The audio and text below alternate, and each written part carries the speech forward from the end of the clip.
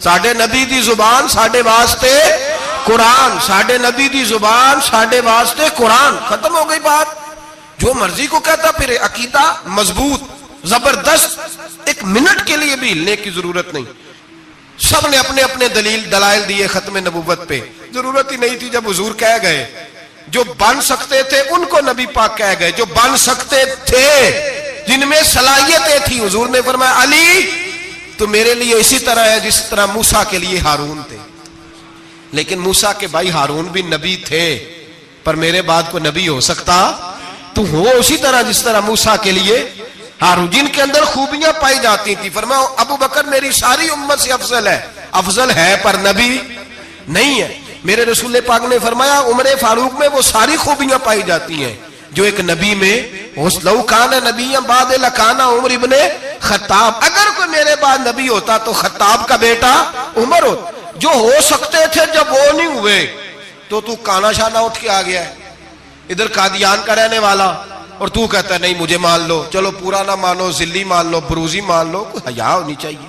اور بڑے بڑے سیانے بندے ان کو آج تک پتہ ہی نہیں کہ یہ ذلیل کتنے، ان کے اندر خباثت کتنی پائی جاتی ہے. میرے رسول پاک امت کے لوگوں نے اپنے اپنے دلائل دیے، نبی پاک کی امت نے اپنے اپنے.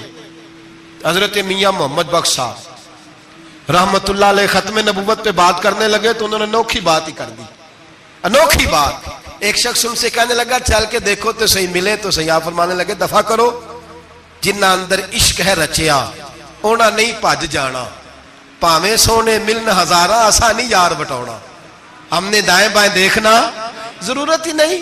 ہمارے رسول نے کوئی کمی چھوڑی نہیں. باقی آ رہے ہیں یہاں خیرات لینے. حضرت موسیٰ کہہ رہے ہیں اللہ اپنے آخری نبی کی امت میں شامل کر لے. تو ہمیں کیا ضرورت ہے پتہ بھی کرنے کی اور سن لیں. یہ یاد رکھیں بات.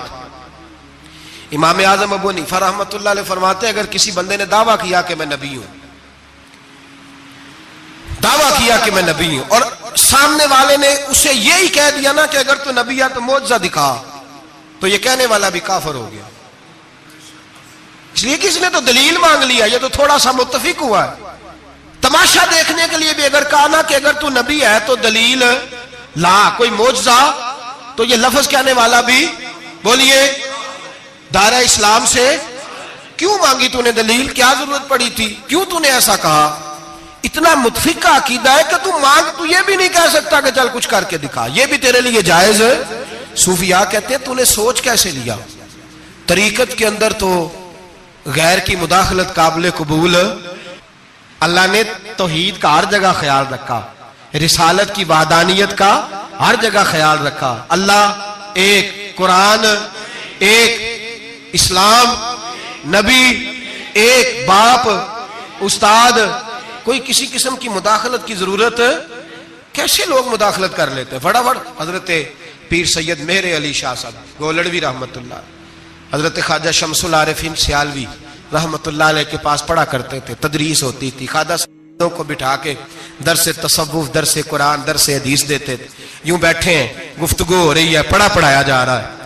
ایک بڑے نورانی چہرے والے خوبصورت بزرگ اندر آئے، بڑی تازگی، بڑا پیار، بڑی مٹھاس ان کے آنے میں. جب وہ آئے تو حضرت شمس العارفین اٹھ کے ملے، ماتھا چوما، پیار ہوا. 2-3 منٹ گفتگو ہوئی تو گفتگو میں بڑی نورانیت، بڑی خوبصورتی، بڑی رانائی، بڑی ٹھنڈک ملی دونوں بزرگوں کی ملاقات سے. چند لمحوں کے بعد، تھوڑی دیر گفتگو کے بعد وہ بزرگ اٹھے باہر نکل گئے. حضرت شمس العارفین مریدوں پہ نظر ڈالی، فرمانے لگے تمہیں پتہ ہے یہ کون تھا؟ شاگردوں جانتے ہو کون تھا؟ کہا حضور نہیں. فرمایا خضر علیہ السلام تھے، مجھ سے ملنے آتے ہیں اکثر، اور ابھی گلی میں ہوں گے، کسی نے ملنا ہے تو مل لو. دوڑ کے گئے سارے لوگ ملاقات کرنے، بھاگے گئے. پیر میر علی شاہ صاحب بیٹھے ہیں. آپ نے فرمایا میر علی تم نے نہیں ملنا؟ کہنے لگے حضور نہیں. فرمایا کیوں؟ کہنے لگے حضور میں اسے نہ ملوں جسے خضر بھی ملنے آتا ہے، اسے نہ ملوں جس سے وہ ملنے آتا ہے. میں نے کیا کرنا ہے ان سے مل کے؟ آپ سے ملوں گا جن سے حضرت خضر بھی ملنے آتی ہیں. جنہ تنام وچ عشق ہے رچیا اونا نہیں پج جانا، پانے پاویں سونے ملن ہزاراں اسا نہیں یار وٹونا. ضرورت ہی نہیں. ایسے حسین محبوب کے بعد کسی اور جگہ نظر جمانے کی طبیعت ضرورت نہیں، توجہ نہیں، خیال نہیں. جس نے یہ پوچھ بھی لیا کہ تو بتا، کوئی معجزہ دکھا، وہ بھی دائرہ اسلام سے نکل. یہ امت مسلمہ کا متفقہ عقیدہ ہے. اس پر درجنوں آیتیں ہیں قرآن مجید کی. 150 کے قریب نبی پاک کی حدیثیں. کتنی جی؟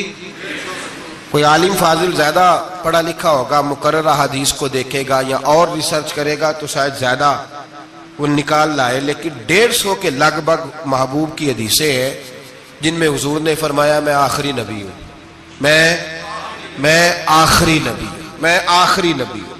150 کے قریب جگہ حضور نے فرمایا اللہ نے میرا نور نبوت پہلے سب سے پیدا فرمایا ہے، پر میں آخری رسول بن کے آیا ہوں، میں آخری نبی ہوں. میرے نبی پاک علیہ السلام نے فرمایا، جس طرح کو یہ بخاری مسلم کے لفظ ہیں، فرمایا کوئی آدمی مکان بناتا ہے بڑا پیارا، بڑا حسین، بڑا خوبصورت، ہر قسم کے نقش و نگار کرتا ہے، پر ایک اینٹ کی جگہ خالی چھوڑ دیتا ہے، ایک اینٹ کی جگہ. اب جو آدمی بھی آتا نا، گھومتا دیکھتا مکان، اسے بڑا اچھا لگتا اس کا مکان، پر وہ دیکھتا کہ یار یہ ایک اینٹ کی جگہ خالی ہے، اگر کبھی یہ بھی مکمل ہو جائے تو مکان. بات کی سمجھ آ رہی ہے؟ یہ خود حضور نے مثال دی. میرے حبیب پاک علیہ السلام فرماتے ہیں اللہ تبارک و تعالی نے جب نبوت کی حسین عمارت کو بنایا تو سارے نبی آ گئے، پر ایک اینٹ کی جگہ خالی تھی. فرمایا میں آیا ہوں تو دیوار مکمل ہو گئی، اب کسی اور کی گنجائش ضرورت ہی نہیں. مکمل اکمل کامل دین نبی پاک کا. یا رسول اللہ آپ کس کس کے رسول بن کے آئے؟ فرمایا یا ایھا الناس انی رسول اللہ الیکم جمیعا، اے تمام انسانوں میں تم سب کی طرف اللہ کا رسول بن کے آیا.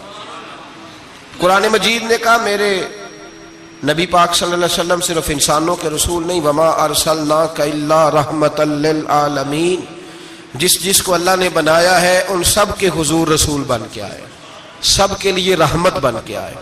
دائرہ کار ہی بڑا وسیع ہے. تو اب کسی اور کی گنجائش ہے؟ ہاں کچھ لوگوں کو بیماری لگتی ہے، پاگل ہو جاتے ہیں، پاگل ہو جاتے ہیں. دعویٰ کرنا ہمارے زمانے میں ویسے ہی آسان ہے، اور پاکستان ہندوستان ویسے جمہوری ملک ہیں، اس میں ہر آدمی کو بولنے کی اجازت ہے، جو جس کی طبیعت آتی ہے بول سکتا ہے، گنجائش ہے. اور ویسے بھی کوئی کیسے پتہ کرے گا کہ کوئی کیا سوچ رہا ہے، کیا بول رہا ہے. نبی پاک صلی اللہ علیہ وسلم نے فرمایا تھا کہ میری امت میں 30 کے قریب ایسے دجال جھوٹے ہوں گے، 30 جو دعویٰ کریں گے کہ ہم اللہ کے رسول ہیں، 30. لیکن فرمایا میں آخری نبی ہوں، میرے بعد کوئی نبی آ سکتا، انا خاتم النبیین لا نبی بعدی، میں آخری نبی ہوں، میرے بعد کوئی نبی آ سکتا. 30 کے قریب. خود نبی پاک علیہ السلام کے زمانے میں 2 بندوں نے دعویٰ کر دیا تھا ہم نبی ہیں. اللہ تبارک و تعالی نے ارشاد فرمایا ما کان محمد ابا احد من رجالکم، فرمایا محمد صلی اللہ علیہ وسلم مردوں میں سے کسی کے باپ نہیں، ولکن رسول اللہ، لیکن اللہ کے رسول ہے. روحانی طور پر حضور کا درجہ باپ سے بھی زیادہ ہے، لیکن اللہ تبارک و تعالی نے اپنے حبیب پاک علیہ السلام کے کسی بھی صاحبزادے کو اتنا بڑا نہ فرمایا کہ وہ مرد کہلا سکے. بچپن میں ہی تینوں صاحبزادے وصال فرما گئے. مردوں میں سے حضور کسی کے بھی باپ نہیں ہیں. حضرت زید بن حارثہ رضی اللہ تعالیٰ عنہ کو نبی پاک صلی اللہ علیہ وسلم نے پالا. وہ حضور کے اس طرح کے غلام تھے کہ لوگ انہیں حضور کا بیٹا ہی سمجھنے لگے. بہت سارے لوگ کہنے لگے زید بن محمد صلی اللہ تعالی علیہ وسلم. اللہ کریم نے منع فرمایا، فرمایا میرے رسول مردوں میں سے کسی کے بھی باپ نہیں ہیں. حضور اور اس کی وجہ نبی پاک صلی اللہ تعالی علیہ وآلہ وسلم مردوں میں سے کسی کے باپ نہیں، اللہ کے رسول ہے، وخاتم النبیین، اور سب نبیوں میں سے آخری نبی ہے. اللہ کے رسول ہیں اور سب نبیوں میں سے حضور کون سے نبی ہیں جی؟ آخری. حضور کے بعد کوئی اور نبی آ سکتا؟ اللہ نے قانون بنا دیا ہے، قانون بنا دیا ہے. آخری نبی ہے رسول پاک علیہ السلام. حضور کے صاحبزادے بچپن میں کیوں وصال کر گئے؟ اس آزمائش سے نبی پاک علیہ السلام اس لیے گزرے کہ اللہ نے حضور کی ختم نبوت کے قانون کی حفاظت فرمانی تھی. اگر نبی پاک کے کوئی بیٹے بڑے ہوتے تو نبی کے بیٹے نبی ہوتے، اور چونکہ دروازہ نبوت ذات رسالت پر بند کر دیا گیا، اس لیے اللہ تبارک و تعالی نے محبوب کے کسی بیٹے کو بھی پروان نہیں چڑھایا، وصال ہو گیا، اس لیے کہ حضور اللہ کے آخری نبی پاک صلی اللہ علیہ وسلم کے زمانے میں حضور نے خود فرمایا تھا 30 کے قریب لوگ ہوں گے جو دعویٰ کریں گے ہم نبی ہیں. فرمایا دجال ہوں گے، کذاب ہوں گے جو دعویٰ کریں گے. ایک بندے نے تو حضور کی ظاہری حیات میں دعویٰ کر دیا، مسلمہ اس کا نام تھا، 150 سال کے قریب عمر پائی اس نے، اور بہت سارے اس کے ماننے والے اسی لیے ماننے لگے کہ عمر بڑی لمبی ہے. معاذ اللہ تعالیٰ، لوگوں کا اپنا اپنا مزاج ہے نا، ماننے کا اپنا اپنا مزاج ہے. ایک اس سے کانا آدمی دعا کرانے آیا، ایک آنکھ سے کانا تھا، اس نے دعا کرائی تو دونوں آنکھوں سے اندھا ہو گیا، دونوں آنکھوں سے. اللہ نے اسے سزا دی تو ایک ماننے والا کہنے لگا فٹافٹ مان جاؤ، ورنہ جو اس کی نہ مانے پورا اندھا ہو جاتا ہے. ماننے والوں کا اپنا انداز ہے نا. ایک لنگڑا آیا، ایک ٹانگ سے لنگڑا کے چلتا تھا، مسلمہ سے دعا کرانے آیا تو دوسری بھی ضائع ہو گئی. یہ اس کا حال تھا. پر ماننے والوں کا کیا کیا جائے؟ ماننے والے جس کو مرضی ماننے لگتے ہیں، نفسیاتی طور پر لوگ کمزور ہو جاتے ہیں. مسلمہ نے نبی پاک صلی اللہ علیہ وسلم کو خط لکھا، کہنے لگا حضور کے زمانہ مبارکہ میں، اور کچھ حدیثیں ایسی بھی ملتی ہیں جس سے یہ ثابت ہوتا ہے کہ اس کی حضور سے ملاقات بھی ہوئی، سامنے کچھ بول نہ سکا، جا کے خط لکھا. کہنے لگا کہ آپ میرے ساتھ معاہدہ کر لیں، جب تک آپ حیات ظاہری میں آپ نبی، اور جب آپ کا وصال ہو جائے تو میں نبی. یا یہ معاہدہ کر لے کہ آدھے عرب کے آپ نبی اور آدھے کا میں نبی. معاذ اللہ. اس نے یہ خط لکھا. نبی پاک نے جواب لکھا، فرمایا میں تو اللہ کا رسول ہوں، تو کذاب ہے، تو کذاب ہے، جھوٹا ہے.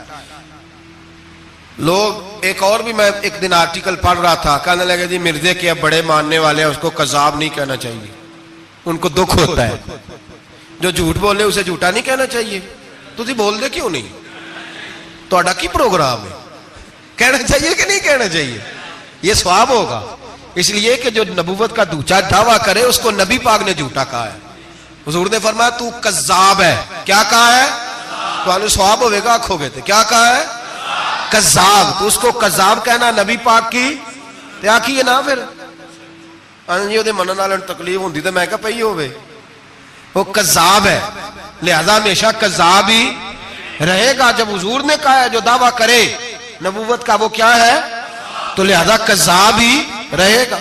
حضور نے لکھا کذاب. جب نبی پاک نے کذاب لکھا نا خط میں، کون لے کے جائے گا؟ اب اس کے دربار میں جانا ہے، حالات بڑے خطرناک ہیں، اس کے گرد بندے بھی ہیں، اور اس کے گھر جانا ہے، مشکل مرحلہ ہے. ایک صحابی تھے چھابڑی فروش، سر کے اوپر رکھ کے نا ٹوکرا، تو مدینے کی گلیوں میں کھجوریں بیچتے، 11-12 بچوں کے باپ تھے. کون جائے گا؟ اور جسمانی طور پہ بھی کمزور تھے. فٹافٹ اٹھے، کھجور کھا رہے تھے، ہاتھ کھڑا کر کے کہا حضور کسی اور کی ڈیوٹی نہ لگانا، میں جاؤں گا. جب یہ لفظ کہے تو ان کے منہ سے کھجور کے ٹکڑے گرے صحابہ کے چہروں پر. ایک صحابی کہنے لگے پہلے کھجور تو کھا لے، بڑی تجھے جلدی ہے بولنے کی، کھا تو لے. کہنے لگے اگر میرے کھاتے کھاتے ڈیوٹی کسی اور کی لگ گئی تو، کسی اور کی لگ گئی تو کیا کروں گا، جلدی ہے مجھے. حضور سید عالم صلی اللہ علیہ وسلم نے نا اپنا نیزہ دیا، گھوڑا دیا، فرمایا ذرا ڈٹ کے جانا، اس کے گھر جانا ہے. کہا محبوبہ فکر ہی نہ کرے، فکر نہ کرے. صحابہ کہتے ہیں اس طرح وہ نکلا جیسے کوئی جرنیل نکلتا ہے. اس کا انداز ہی بدل گیا، اس کے طور طریقے ہی بدل گئے. وہ یوں نکلے جیسے کوئی بڑا دلیر آدمی جاتا. حضور نے بھیجا ہے نا، نبی پاک نے بھیجا ہے نا. انداز ہی بدل گئے، طریقے ہی بدل گئے. مسلمہ کے دربار میں گئے، وہاں ایک شخص جو بعد میں مسلمان ہوا وہ بتلاتا ہے کہ جب حضرت حبیب بن زید پہنچے نا تو نیزہ ہاتھ میں تھا، زور سے گاڑا جا کے اس کے دربار میں، زور سے گاڑ دیا زمین پہ. مسلمان نظر، کون ہو؟ آپ فرمانے لگے تجھے چہرہ دیکھ کے نہیں پتا چلا میں رسول اللہ کا نوکر ہوں؟ ہمارے تو چہرے بتاتے ہیں ہم رسول والے ہیں، ہمارے تو چہرے بتاتے ہیں نبی پاک والے. تجھے پتا نہیں چلا کون ہوں؟ کیسے آئے ہو؟ فرمایا یہ تیرے خط کا جواب لایا ہوں. بادشاہوں کا طریقہ یہ تھا کہ خط خود نہیں پڑھتے تھے، ساتھ ایک بندہ کھڑا ہوتا تھا وہ خط پڑھتا تھا. مسلمان نے اس کو خط دیا، پڑھو. جب اس نے خط پڑھا تو لکھا تھا تو کذاب ہے، اب سب نے سن لیا، اکیلے میں ہوتا تو چلو بات اور تھی، سن لیا سب نے، آگ بگولا ہو گیا، آنکھیں سرخ ہو گئی، جلال برسانے لگا۔ اب اور تو کچھ نہ ہوا، سامنے حضرت حبیب کھڑے تھے، اٹھا تلوار لے کے کہنے لگا تیرے نبی نے مجھے کذاب کہا ہے، تیرا کیا خیال ہے؟ مانے لگے خیال والی بات ہی کوئی نہیں، جسے نبی پاک کذاب کہے وہ ہوتا ہی کذاب ہے، جسے حضور جھوٹا کہے وہ ہوتا ہی۔ فرمایا تو 7 سمندروں کا پانی بھی بہا دے تو تیرا جھوٹ دھل سکتا، تو ہے ہی جھوٹا، جسے حضور نے جھوٹا کہہ دیا وہ جھوٹا ہے، جھوٹا ہے۔ کہنے لگا پیچھے پلٹ کے دیکھ، سارے میرے پہرے دار ہیں، میرے سپاہی ہیں، تلواریں، نیزے، خنجر، تیر، سارے میرے ماننے والے۔ کیا لفظ ہے، کیا حسن ہے، کیا توانائی ہے۔ حضرت حبیب بن زید فرمانے لگے میرے 12 بچے ہیں، ان میں سے کچھ ایسے ہیں جو دودھ پیتے ہیں، کچھ ایسے ہیں جو ابھی چل نہیں پائے۔ میں جب رسول اللہ کا پیغام لے کے نکلا تھا تو میں نے پلٹ کے بچے نہیں دیکھے تو تیرے پہرے دار کیسے دیکھ لوں؟ جو چیز مجبور کرتی ہے، باندھ لیتی ہے، وہ نہیں جب میں نے دیکھی تو میں تیرے پہرے دار دیکھوں؟ جو جی میں آتا ہے کر، غلامان محمد جان دینے سے نہیں ڈرتے، یہ سر کٹ جائے یا رہ جائے کچھ پرواہ نہیں کرتے۔ فرمایا ان کو نہیں دیکھا جن کو دیکھنا چاہیے تھا، تجھے دیکھوں؟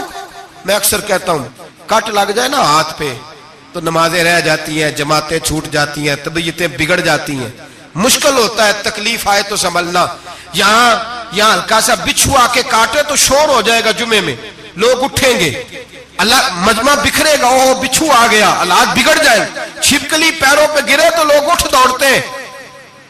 حضرت حبیب بن زید انصاری کھڑے تھے، انگلی نہیں، ہاتھ نہیں، کٹ نہیں لگا، مسلمہ اٹھا، اس نے زور سے تلوار ماری، بازو کٹ کے گر گیا، فوارہ نکلا خون کا۔ او بھائی بچھو کاٹے تو سنبھلنا مشکل، ذرا تصور کرو ہاتھ کٹ گیا۔ حضرت حبیب بن زید کھڑے ہیں، کہنے لگا اب تیرا کیا خیال ہے؟ آپ فرمانے لگے تو بڑا بیوقوف ہے، ہمیں آزماتا ہے، ہمیں تو بدر سے لے کر احد تک ساری دنیا آزما چکی ہے، ہمیں آزماتا ہے، ابھی بھی خیال پوچھتا ہے۔ فرمایا میرا خیال وہی ہے جو میرے رسول نے فرما دیا ہے، خیال وہی ہے جو نبی پاک نے کہہ دیا ہے۔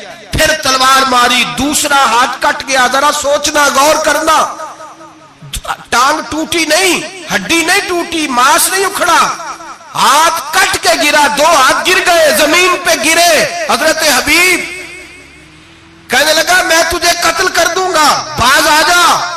آپ فرمانے لگے تو بڑا نادان ہے، ان لوگوں کو ڈراتا ہے جو سویرے فجر کی نماز پڑھ کے پہلی دعا ہی شہادت کی مانگتے ہیں، ہمیں ڈراتا ہے جو سوتے وقت التجا کرتے اللہ بستر پہ موت نہ دینا، میدان میں دینا، تو ہمیں ڈرا رہا ہے، چل جو ہوتا ہے کر لے۔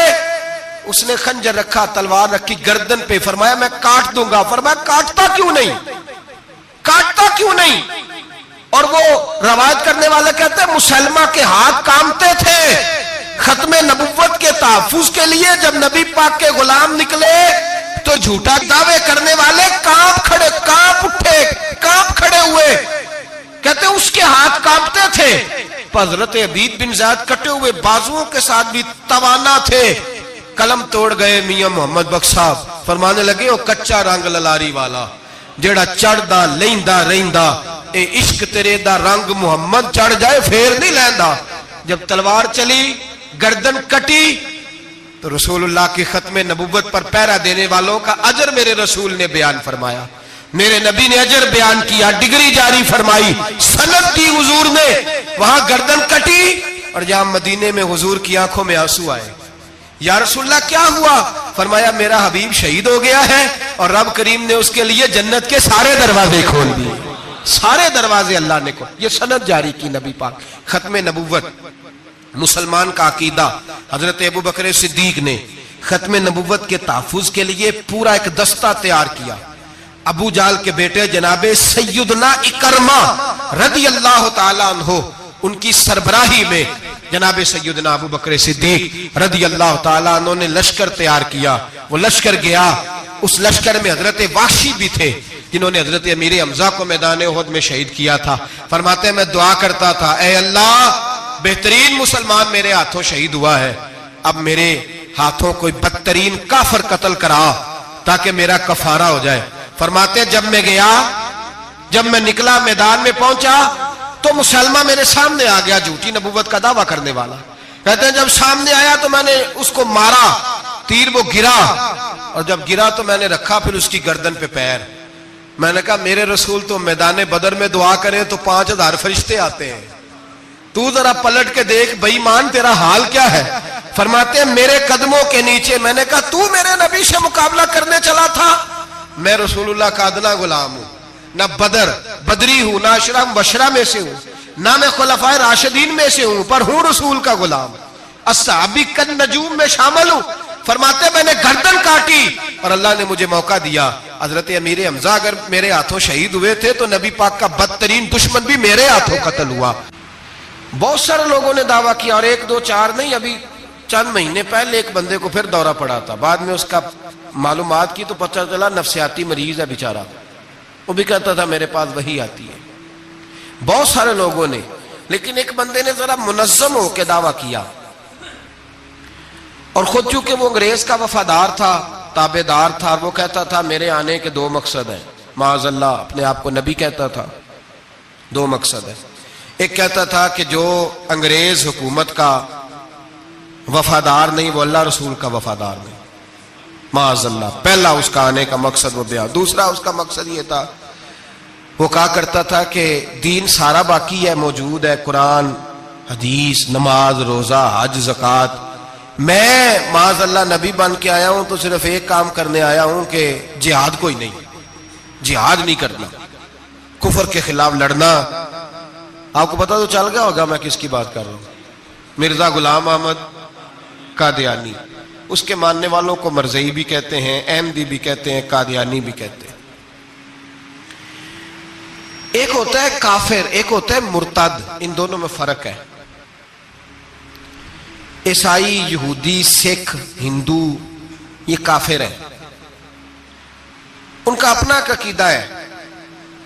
ٹھیک ہے جو وہ کر رہے ہیں، اسلام کسی پر جبر کا حکم نہیں دیتا، موج کریں، لگے رہے. ہم انہیں دین کی دعوت دیں گے پر ان پر کوئی سختی نہیں کر سکتے. ایک مرتد ہوتا ہے جو لبادہ دین کا اڑتا ہے، اپنے آپ کو مسلمان کہتا ہے، قرآن والا کہتا ہے، اسلام والا کہتا ہے، لیکن دین میں رخنا ڈالتا ہے، نیا عقیدہ گھڑتا ہے، وہ مرتد ہے. اس پر سختی کرنے کا حکم ہے. مرزائیوں کی مصیبت یہ ہے کہ وہ کہتے ہیں جی ہم قرآن کو بھی مانتے ہیں، ہم اسلام کو بھی مانتے ہیں، ہم نبی پاک صلی اللہ علیہ وسلم کو بھی مانتے ہیں، بس آخری نبی نہیں مانتے، ایک نیا نبی مانتے ہیں. اور پھر رنگ بڑا عجیب دیا، کہتے ہیں ذلی نبی ہے، بروزی. نوکھا فلسفہ سنے آپ حیران ہو جائیں گے. ذلی نبی کہتے ہیں میں مستقل نبی نہیں، میں نبی پاک کا سایہ بن کے آیا ہوں. یہ اس نے دعویٰ کیا ہے. کہتا ہے میں مستقل نبی نہیں، میں حضور کا. اور بیوقوف، جس خدا نے اپنے رسول کا سایہ بنایا ہی نہیں کہ کسی کے قدم نہ آ جائیں. تیرے جیسے شخص کو سایہ بنانا تھا جس کی ایک آنکھ بھی کوئی نہیں، کانا ہے بیچارہ. مرزا کانا تھا، ایک آنکھ اس کی سلامت. اللہ کے نبیوں میں کوئی نقص ہوتا. ہمارے ہاں ایک دفعہ گفتگو ہو رہی تھی تو ایک مولانا کہنے لگے مرزا جھوٹا نبی ہے. استادوں نے روک دیا، کہنے لگے یہ لفظ بھی نہیں کہنا، جو نبی ہوتا ہے وہ جھوٹا نہیں ہوتا، اور جو جھوٹا ہوتا ہے وہ نبی. یہ لفظ بھی نہیں کہنے، اس کو جھوٹا نبی نہیں کہنا. کہا حضور پھر کیا کہیں؟ کہنے لگے چلو کانا شانہ کہہ لیا کرو، اتنی گنجائش ہے. یہ تو 2-4 جملے ہیں، جیسا بیچارہ ہے تھا ویسا چلو کہہ لو، کانا شانہ کہہ لیا کرو، اس کی اجازت ہے، لیکن یہ لفظ کہنے کی اجازت. منظم سازش کی اس شخص نے، منظم. اور یہ رکی نہیں. ہماری یونیورسٹیوں کے اندر بہت سارے لیکچرار بھرتی کیے جاتے ہیں جو قادیانی ہیں، مرزائی ہیں. اور آپ حیران ہوں گے یہ بات سن کے کہ یورپ کا ویزا سب سے آسانی سے اس بندے کو ملتا ہے جو کہتا ہے جی میں مرزائی ہو گیا ہوں، مجھے پاکستان میں خطرہ ہے. فٹافٹ بلا لیتے ہیں. تمہاری ان کے ساتھ کیا رشتہ داری ہے جو تمہیں فٹافٹ بلاتے ہیں؟ بتاؤ کیا تعلق ہے جو تمہیں سپورٹ کرتے ہیں؟ مرزا غلام احمد قادیانی نے دعویٰ کیا. پہلے وہ کہنے لگا جی میں محدث ہوں، میں حدیثوں کی تشریح کرتا ہوں. پھر کہنے لگا میں مجدد ہوں، دین کی تجدید کروں گا. پھر آہستہ آہستہ کہنے لگا جی میں امام مہدی بن کے آیا ہوں. لوگ کٹھے ہونے لگے نا, ہمارے لوگ تو دعا کرانے پہ قائل ہو جاتے ہیں, ویسے بھی جو نئی مداری لگائے اس کے بندے جلدی قائل ہو جاتے ہیں. علامہ اقبال نے پنجابی کا, میں خود پنجابی ہوں لیکن اقبال نے پنجابی کا مزاج بیان کیا ہے. پنجابی کا مزاج, اقبال کہتے ہیں پنجابی کا مزاج ہے کہ تحقیق کا پھندا کوئی سیاد لگا دے, یہ شاخ نشیمن سے اترتا ہے بہت جلد. کہتے ہیں کوئی مداری دکھائے صحیح, اس کا کام ہے فٹافٹ پہنچ جانا. یہ مداریوں کا زمانہ ہے, جو اچھی مداری لگا لے, شور شار اچھا کرے, اس کے گرد لوگ جو کہے میں نے پھونک ماری تو بندہ چل پڑا, پھونک ماری تو گر گیا, پھر میں نے ایسے کیا تو ایسے ہو گیا. کوئی مداری دکھائے صحیح, مداری کا دور ہے.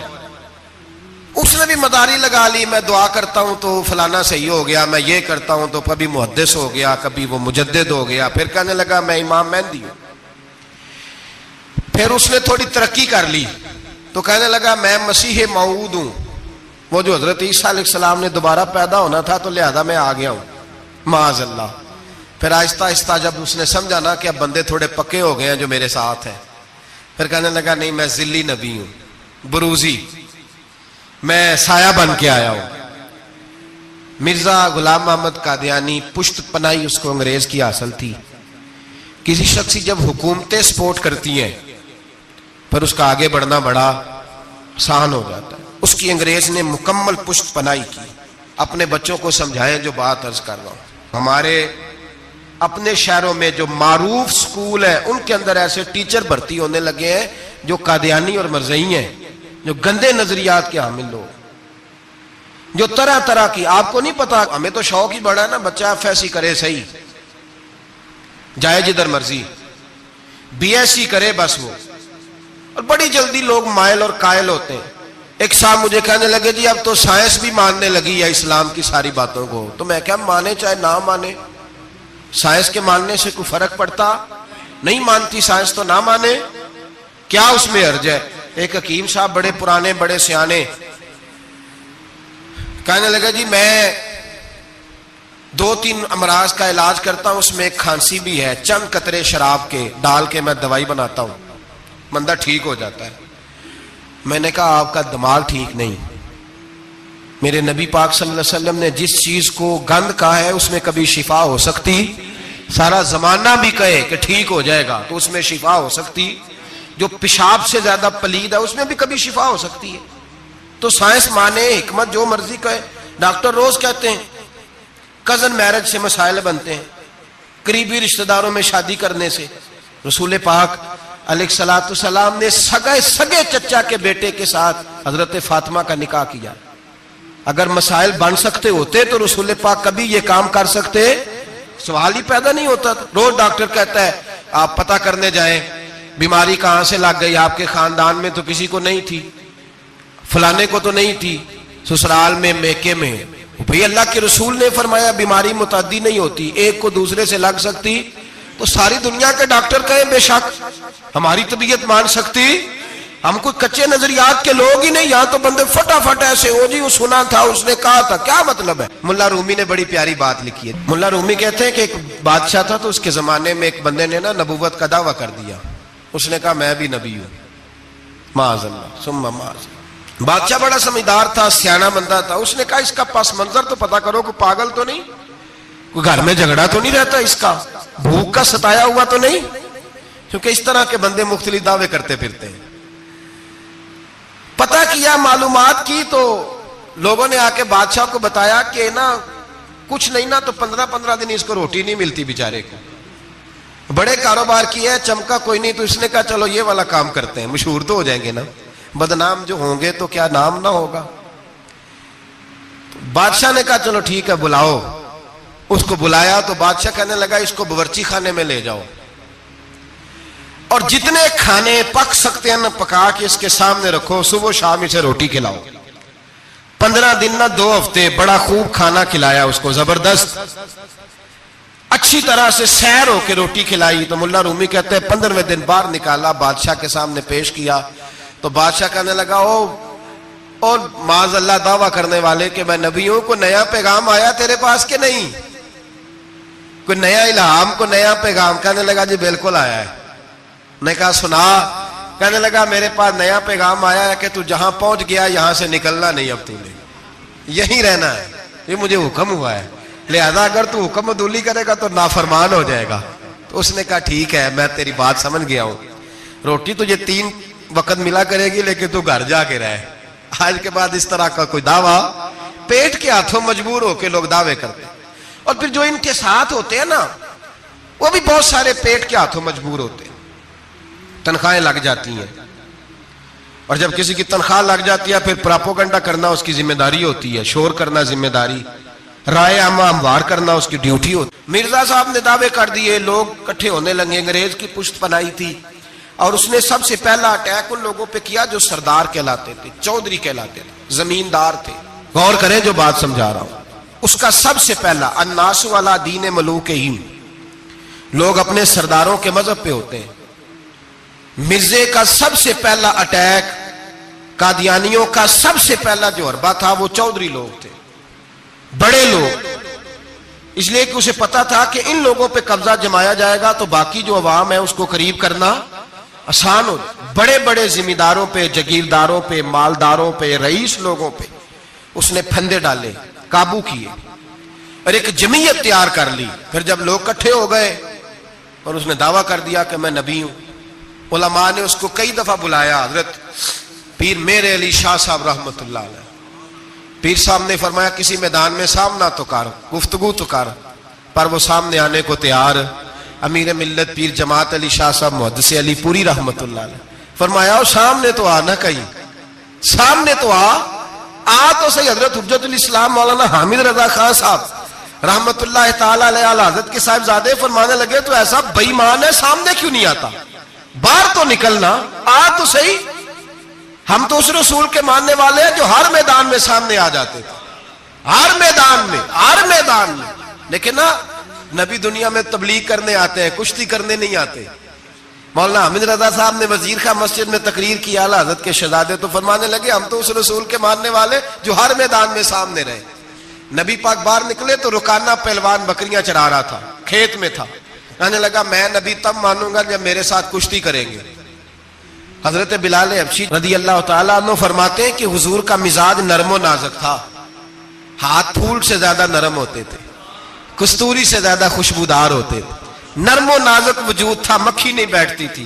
جب اس نے یہ بات کی تو میرا دل کیا میں آگے بڑھ کے کہوں تو بیوقوف ہے، کبھی کشتیوں کے ساتھ بھی تبلیغ ہوئی ہے، بیوقوف ہے تو؟ کہتے ہو، کہنے لگا جی میرے ساتھ تو سینکڑوں لوگ آئے، کوئی مجھے گرا نہیں سکا، اگر آپ گرا دے تو میں کلمہ پڑھ لوں گا۔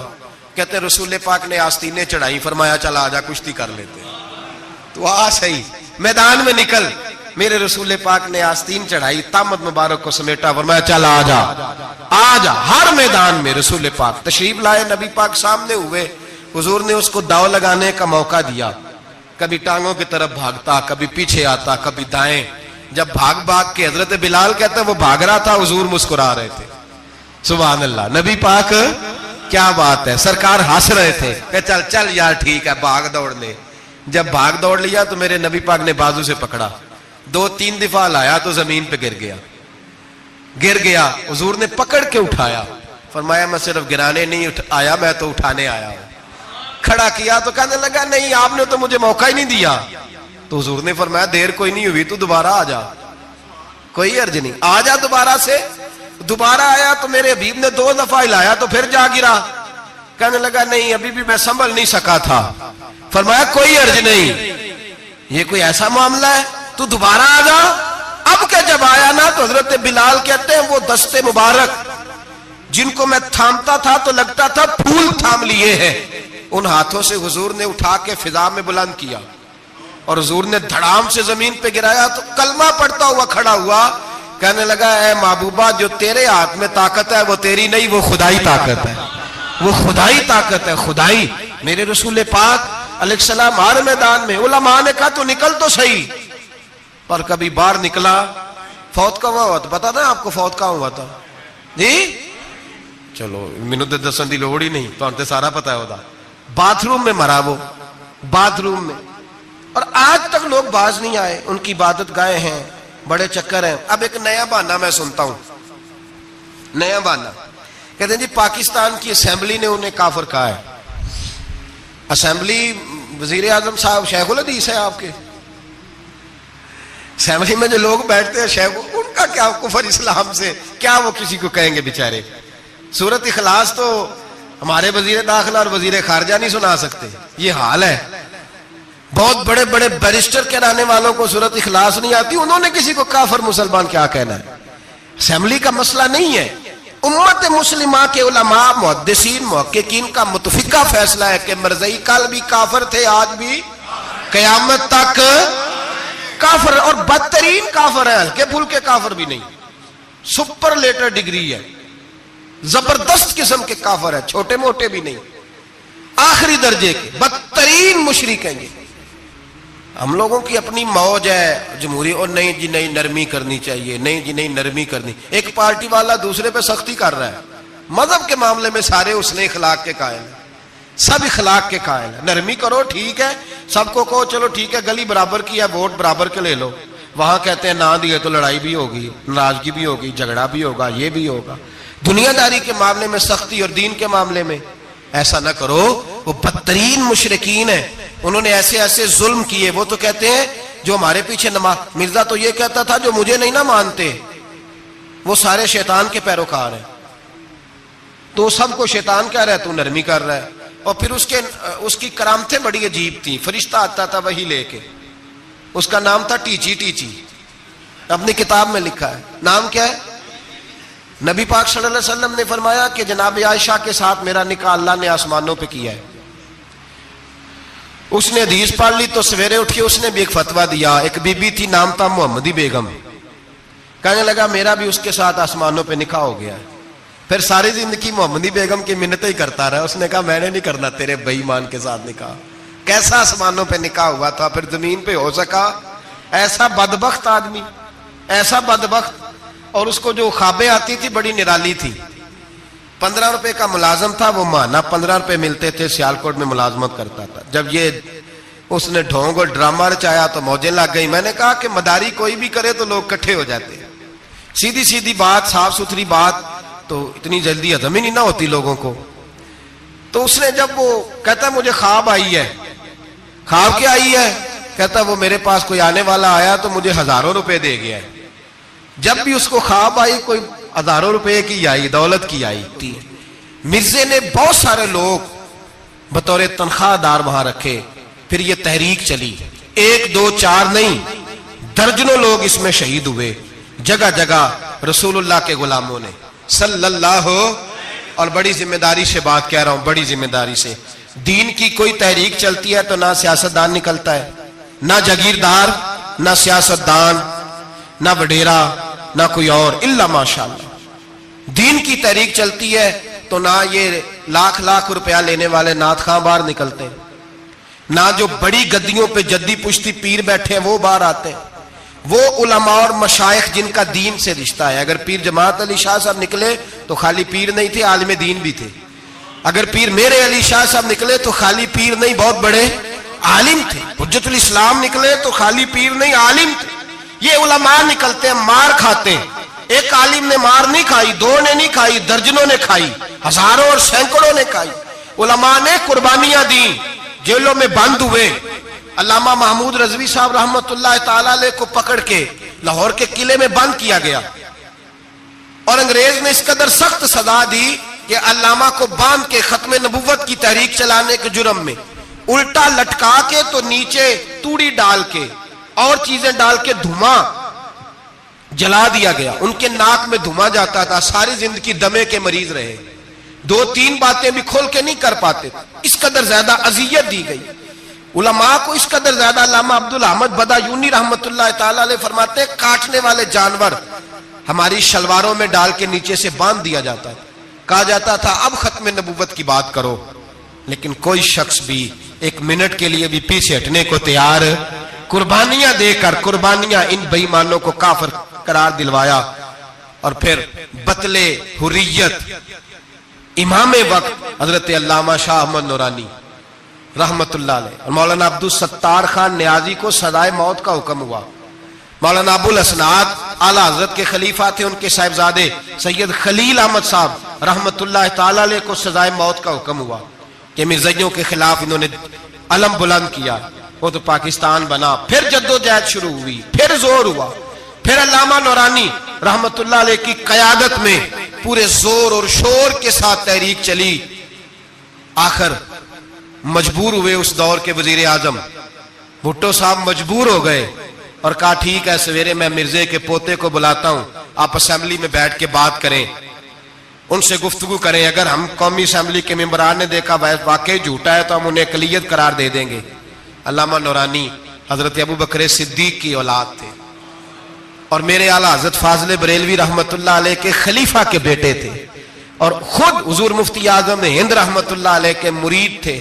حضرت علامہ نورانی ساری زندگی ایسا لباس پہنتے تھے کہ اس کے اندر سلوٹ نظر نہیں آتی تھی، امامہ اتنا حسین ہوتا تھا کہ دیکھنے کو دل کرتا تھا، اور گاڑی میں بہترین میں بیٹھتے تھے، لیکن مکان ساری زندگی کرائے کا رہا، کرائے کا۔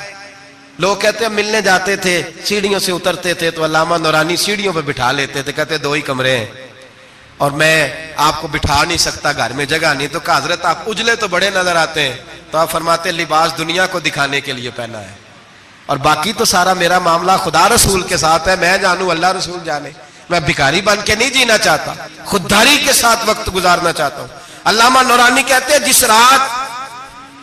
جس رات صبح اسمبلی میں مناظرہ ہونا تھا تو میں سوچنے لگا آج رات کیا کروں، تو پھر مجھے خیال آیا میں نے وہی کرنا ہے جو بدر کی رات میرے مصطفیٰ نے کیا تھا۔ ساری رات میں مصلی پہ بیٹھا رہا، کہتے ہیں بس اونگ لگی تو بات بن گئی، آنکھ لگی تو بات بن گئی۔ کہتے سحری کا وقت ہوا تو دستک ہوئی دروازے پہ، 2-3 نادان دوست کہنے لگے آپ ہمارے گھر آئے، فرماتے میں ان کے گھر گیا، جب ان کے گھر پہنچا تو وہاں مرزئی اور قادیانی 10 کروڑ روپیہ بریف کیس میں بند کر کے لائے اور کہنے لگے مولانا یہ بیانہ ہے، بیانہ، یہ آپ بیانہ پکڑ لیں، اور باقی پیسے بعد میں، سنا ہے مکان بھی کرائے کا ہے، سنا ہے آپ کے پاس کوئی پراپرٹی نہیں، یہ بیانہ لے لے باقی بعد میں آئے گا۔ علامہ نورانی کہتے ہیں میں نے جب پیر کی ٹھوکر لگائی تو بریف کیس کھل گیا اور اس میں کروڑوں روپے بکھر گئے۔ مجھے کہنے لگے پیسے دیکھ کے تو آپ کو خیال آ گیا ہوگا کہ بچوں کے لیے بھی کچھ سوچنا ہے، پیچھے بھی پلٹ کے دیکھنا ہے۔ تو نورانی صاحب رحمت اللہ علیہ فرمانے لگے میں نے کہا ہاں میں وصول تو کر لیتا، پر تم نے قیمت بڑی تھوڑی لگائی ہے، ایمان بیچنا اتنی تھوڑی قیمت، میری تو رات زیادہ قیمت لگ گئی ہے، بڑی زیادہ قیمت، میں تو بک گیا ہوں پہلے سے۔ کہنے لگے آپ کی کیا قیمت لگی ہے؟ فرمانے لگے رات میں درود پڑھتے پڑھتے سویا ہوں تو مدینے والے رسول کا دیدار نصیب ہوا ہے، اور نبی پاک نے تھپکی دے کے کہا فکر نہ کرنا میں تیرے ساتھ ہوں۔ تو کہنے لگے جس کی قیمت محمد عربی لگائے کوئی اسے خرید سکتا ہے؟ سویرے میدان لگے گا اسمبلی میں اور میں اسمبلی کے فلور پہ ثابت کروں گا تم کل بھی بے ایمان تھے، آج بھی بے ایمان ہو، قیامت تک تم بے ایمان ہی رہو گے، جتنا مرضی پڑھ جاؤ، لکھ جاؤ، جتنی مرضی بڑی عبادت گاہیں بنا لو، جتنا مرضی شور کر لو، اور جتنے مرضی کینیڈا اور امریکہ تمہارا ساتھ دے لے، ہمارے رسول آخری نبی ہے، حضور آخری نبی ہے، یہ امت کا متفقہ عقیدہ ہے، اس میں کسی کو رکھنا ڈالنے کی اجازت۔ آپ فرماتے ہیں سویرے وہ آیا، بڑے زور سے آیا، کبھی انگریزی بولتا کبھی کوئی بولی بولتا، لیکن احمد رضا کے دروازے کا ایک فقیر ایک بات ہی کرتا، وہ رضا کے نیزے کی مار ہے کہ عدو کے سینے میں غار ہے، کسے چارہ جوئی کا وار ہے کہ جو وار وار سے پار۔ کہتے ایک اور مولوی صاحب بھی آئے میرے ساتھ مناظرہ کرنے، ان کی اپنی کتاب سے نکل آیا کہ نبی پاک کے بعد آخری کوئی اور نبی آ جائے تو فرق نہیں پڑتا، اپنی کتاب سے، ان کے دارالعلوم بانی، دارالعلوم بنانے والے کی کتاب سے نکل آیا۔ تو مولوی وہ مرزا کہنے لگا تم نے بھی تو لکھا ہے، ہم نے کہا یہ بھی بے ایمان ہے، اعلیٰ حضرت کہہ چکے ہیں یہ کافر ہے، یہ بھی تمہاری طرح کا ہی ہے ظالم، لہذا اس کی بات کا کوئی اعتبار نہیں ہے، کافر قرار دے دیا گیا۔ کفر تو ہو گیا، اقلیت تو ہو گئی، لیکن وہ آج تک اپنی حرکتوں سے باز۔ ہمارے بچوں کو پتہ ہی نہیں یہ کتنے غلط ہیں، ہمیں خبر ہی نہیں کہ یہ کتنے برے ہیں۔ بھائی ایک صاحب سے میری ایک دفعہ بات ہوئی، چودھری صاحب تھے، گفتگو ہوئی تو کہنے لگے جی ختم نبوت نہیں مانتے تو ختم ہو گیا مسئلہ، اللہ ناراض ہو جائے گا. ختم نبوت نہیں مانتے تو اللہ ناراض ہو جائے گا. میں نے کہا جناب کے کتنے بچے ہیں؟ انہوں نے کہا 4. زمین کتنی؟ 20 کلے. کتنے کتنے آئے بولیے؟ تو میں نے کہا کہ نیا بندہ آ کے کھڑا ہو جائے کہ میں بھی آپ کا بیٹا ہوں تو آپ راضی ہیں؟ مثال دے رہا ہوں سمجھانے کے لیے, بلا مثال و بلا تشبیہ. آپ راضی ہو جائیں گے؟ بولے نہیں نہیں تو چپ کر کے آخنا چل کوئی نہیں 4 بھی بڑھنے رہتے 5 بھی بڑھ لینے. ہو جائے گا ایسا؟ عجیب بندے ہو. جو کام جو تمہارا بیٹا نہیں, جب تم اسے بیٹا ماننے کو تیار نہیں تو جو اللہ کا نبی نہیں وہ میدان میں کھڑا ہو کہ میں بھی ہوں میں بھی ہوں میں بھی ہوں, تو یہ کس طرح قابل قبول بات ہے؟ اور ایک بھائی سگے بھائی کو جائیداد دینے کو تیار نہیں تو ایک اور آ کے شامل ہو جائے کہ مجھے بھی شامل کر لو. چلو کوئی نہیں فرق پڑتا, اتنی زمین ہے ابے کی, اتنی زمین ہے ابا جی کی, مجھے بھی شامل کر لو. تو لوگ تو قتل کر دیں گے کہ جب تو ہے نہیں تو ہمارا بھائی بنتا کیوں ہے؟ او خدا کے بندے, عجیب فلسفہ ہے, حیات ہے, عجیب زندگی ہے. فٹافٹ لوگ مان لیتے ہیں. سب لوگوں نے اپنی اپنی باتیں کی. ختم نبوت کا تحفظ ہر دور میں ہر جگہ صحابہ کرتے رہے. ہم بچوں کو کچھ نہیں سکھا پا رہے. ہمارے بچے لا بلد ہیں دینی تعلیمات سے. ہم یہ شعور دے کے بھیجتے ہی نہیں کہ بیٹا جو اس طرح کی ذرا بھی بات کرے اس کا ذکر کرنا بتانا. قادیانی, مرزائی, کسی جگہ یہ اپنے آپ کو احمدی کہتے ہیں, کسی جگہ کوئی اور روپ دھارتے ہیں. ایک ان کا گروپ اب لاہوری کہلاتا ہے, وہ کہتا ہے جی ہم اسے سارا کچھ مانتے ہیں پر نبی نہیں مانتے. ہم نے کہا تم بھی تو بے ایمان ہو نا, کافر کو تو مان رہے ہو نا, چاہے مجدد بھی مانو مفسر بھی مانو, مان تو ایک بے ایمان کو رہے ہو نا. کافر کو کافر ماننا ضروری ہے. اللہ نے کہا کل یا ایھل کافرون, اللہ نے کافر کو کافر کہا ہے تو کافر کو کافر ماننا یہ ضروریات دین کا حصہ ہے. تو لہذا اپنی اولادوں کو, نسلوں کو, آنے والے طبقات کو, بالخصوص کالجز میں, یونیورسٹیز میں اور ان جگہوں پہ جو لوگ تعلیم حاصل کرنے جاتے ہیں, ان بچوں کو خاص کر کے سمجھائیں, ان پر خاص دھیان دیں, توجہ کریں کہ وہ بچے ان چیزوں سے باز آئیں, پرہیز کریں. میں نے کہا کہ ایک بہت بڑا طبقہ, اور پھر ایک اور بہت بڑی تکلیف کی بات یہ ہے, ہماری حکومتیں یہ خیال نہیں کرتی کہ کوئی بند باندھا جائے, کوئی ایسا صورت بنائی جائے, کوئی جو ہے وہ ایسی ترتیب لگائی جائے کہ جو لیکچرار آئے یا سرکاری عہدے پہ کوئی شخص آئے اس کی جان پھٹک کی جائے, وہ کون ہے, اس کا عقیدہ کیا ہے, وہ کس نظریے کا ہے. ہمارے ہاں کوئی ایسا اندازہ نہیں. اس لیے یہ مرتد, یہ کفار, یہ برے لوگ پھیلتے چلے جا رہے ہیں. اپنی صفوں کے اندر ان لوگوں کو تلاش کریں. اور پھر ایک اور بات یاد رکھیں, کفر سے جب بیزاری ہوتی ہے نا, ان لوگوں کو احساس ہوتا ہے کہ ہم غلط ہیں, ہمارے ساتھ اظہار بیزاری ہے. ان لوگوں سے جو اظہار بیزاری کیا جاتا ہے اس کا مطلب یہ ہے کہ ان کو احساس ہو کہ ہم غلط ہیں. اور بہت سارے لوگ بس ایسے ہی ان کے پیچھے لگ گئے بلا وجہ, دیکھا دیکھی, دوستوں کی وجہ سے. ان کو پتہ ہی نہیں کہ یہ کتنے برے ہیں. اللہ کی بارگاہ میں یہ دعا کرتے ہیں کہ اللہ تعالیٰ ہماری آنے والی نسلوں کو ان برے اثرات سے محفوظ رکھے. عشق سرکار سے دل جس نے سنوارا ہوگا, اس کی قسمت کا بلندی پہ ستارہ ہوگا, اس کی قسمت کا بلندی پہ ستارہ